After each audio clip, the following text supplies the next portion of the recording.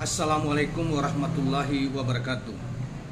Rekan-rekan sekalian, kembali kita berjumpa di Jejak Semesta 65. Saya berharap bahwa kita semua dalam keadaan sehat walafiat. Semoga selalu dalam lindungan dan pertolongan Tuhan Yang Maha Kuasa.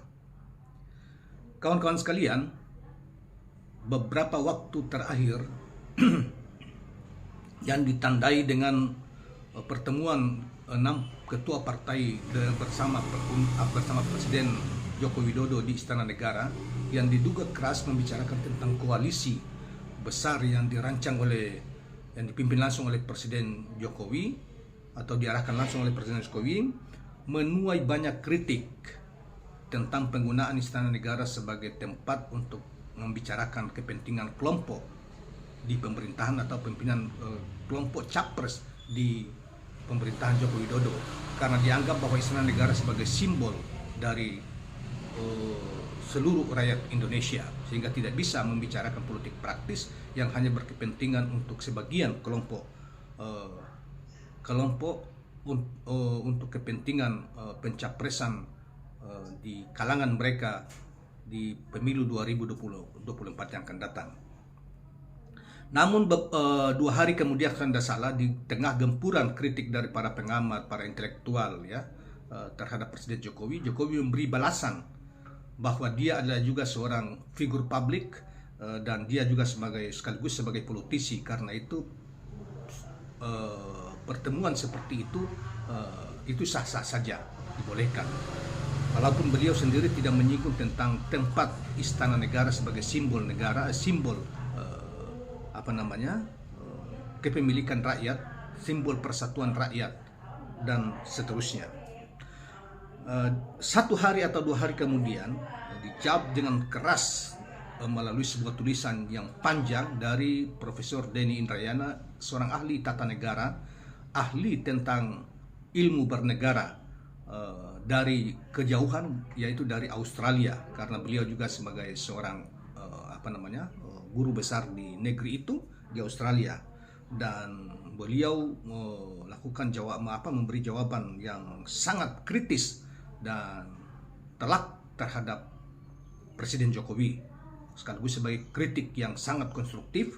Dan tulisan ini saya kira kalau memungkinkan saya akan bacakan pada kesempatan ini untuk memberi pencerahan terhadap kita, publik kita, tentang bagaimana seharusnya seorang presiden menempatkan diri di tengah dan menghadapi masa akhir jabatan di Pilpres 2024 yang akan datang, dan seterusnya.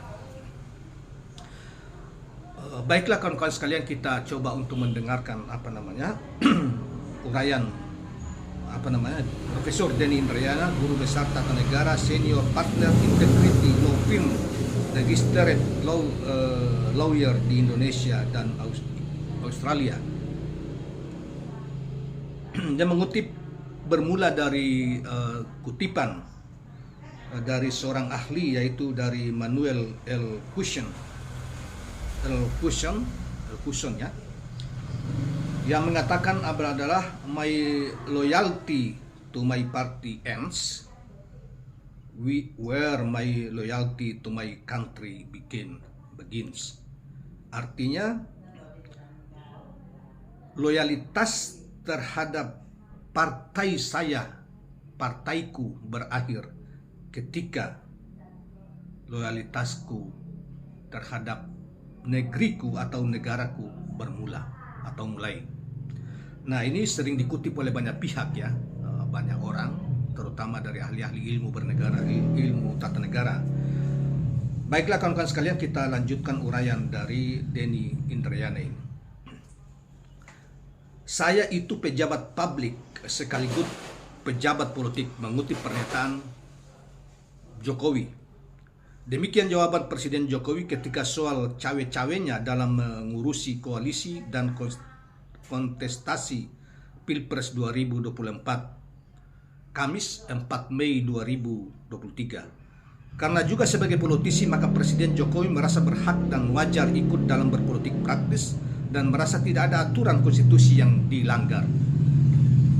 Jawaban Presiden itu seolah-olah benar, namun jika dikuliti lebih jauh jauh, terutama dari sisi etika kepresidenan, maka ada batasan-batasan moral dan hukum yang dilanggar oleh Presiden Jokowi, termasuk pelanggaran konstitusi ketika ikut turut campur dalam soal Pilpres 2024. Tulisan ini berniat mengingatkan Presiden Jokowi untuk menjunjung tinggi etika berpolitik dan melaksanakan perintah konstitusi untuk menjadi wasit yang netral dalam pemilu. Perlu dicatat, etika tidak bisa dipisahkan dari hukum. Pelanggaran etika adalah juga pelanggaran hukum. Etika adalah fondasi dari hukum. Etika, Ronald Dawkins mengatakan moral principle is the foundation of law. Jadi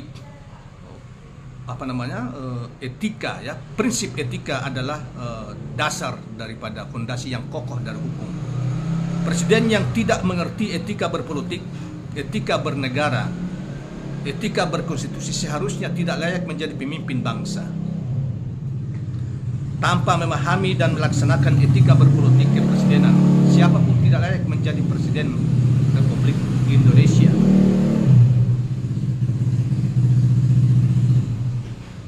Setiap orang tentu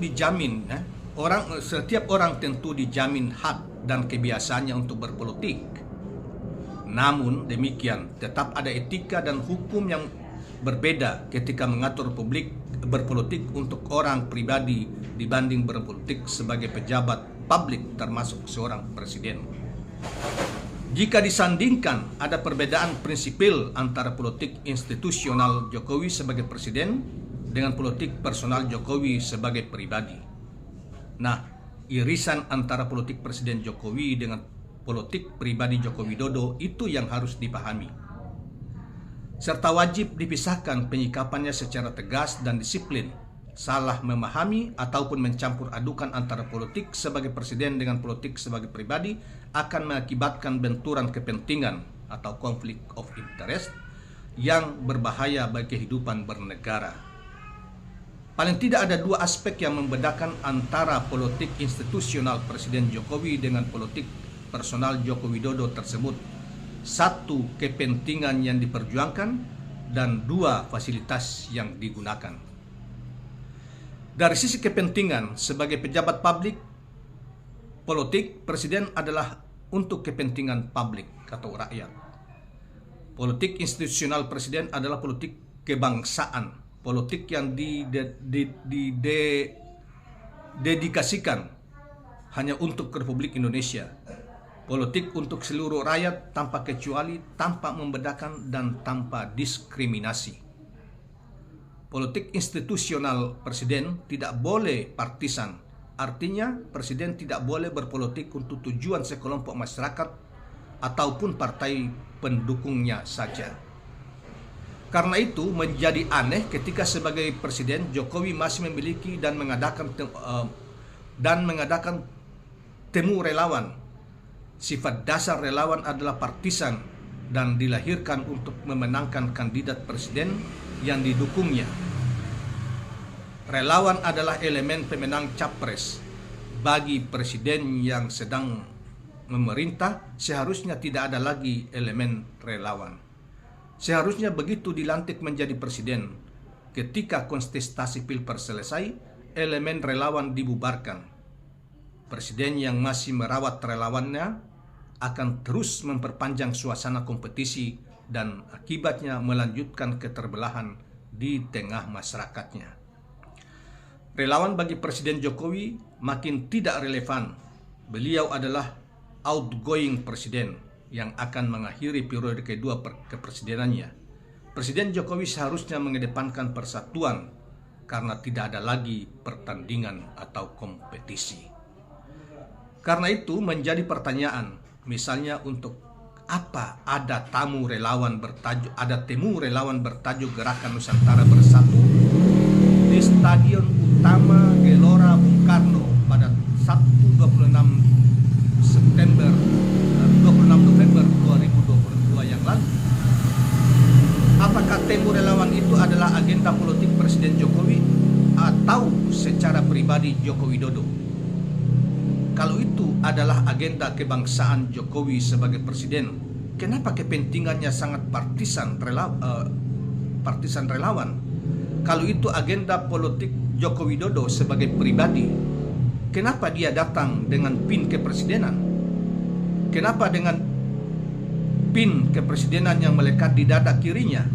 Di hadapan ribuan relawan, Presiden Jokowi memberi kode dukungan partisan kepada sang rambut putih.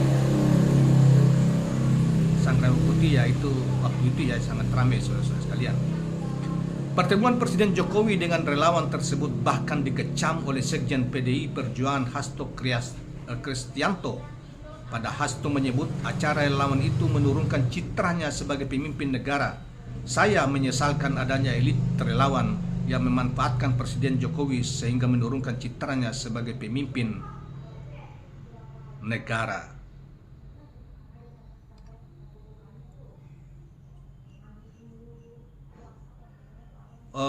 Kawan-kawan sekalian, inilah bagian bagian pertama dari tulisan yang ingin kita yang kita dari Profesor Denny Indrayana, dan nanti bagian kedua kita akan juga sampaikan di sesi kedua. Demikianlah kawan-kawan sekalian, bagian pertama dari tulisan Denny Indrayana cukup panjang yang kita muat di video kita di YouTube kita, dan nanti kita akan lanjutkan dengan bagian kedua. Terima kasih kawan-kawan sekalian, jangan lupa subscribe, like, dan share channel ini.